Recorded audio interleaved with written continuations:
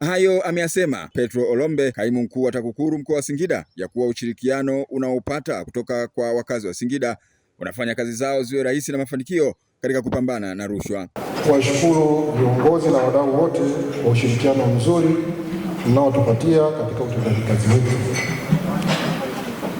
Ushirikiano huo ni jambo ambalo linasababisha kazi ya kupambana na rushwa katika mkoa wa Singida kuwa ya mafanikio.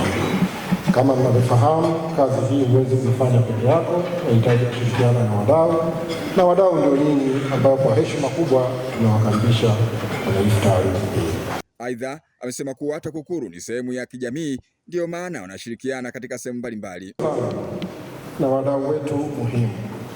Tunapenda mtambue kuwa pamoja na majukumu hayo, sisi watumishi wa TAKUKURU ni sehemu ya jamii na tunaishi katika jamii, na ndio maana wakati mwingine mmekuwa mkituona tukitoa misaada mbalimbali kwenye jamii yetu, hususan katika mkoa wetu wa Singida.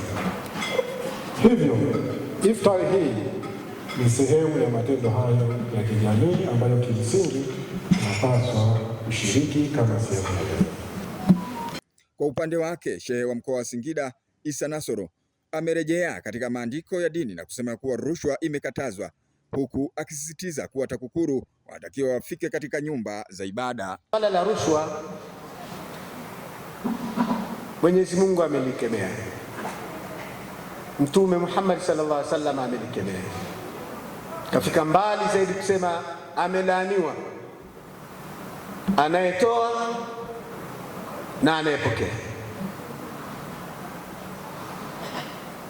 Kila anayetoa ajitambue yuko katika laana za Mwenyezi Mungu, na anayepokea ajitambue kwamba yuko kwenye laana za Mwenyezi Mungu. Niwaombe TAKUKURU wasisite kuzitazama taasisi zetu za dini na kututazama sisi pia viongozi wa dini ambao sasa katika jamii zetu ilikuwa ni vikwazo kikubwa katika jamii. Badala ya kuhimiza kuzuia watu wasitoe rushwa, wasipokee rushwa, tumekwenda mbali zaidi. Hata sisi viongozi wa dini tumekuwa ni wenye kujihusisha katika masuala ya rushwa.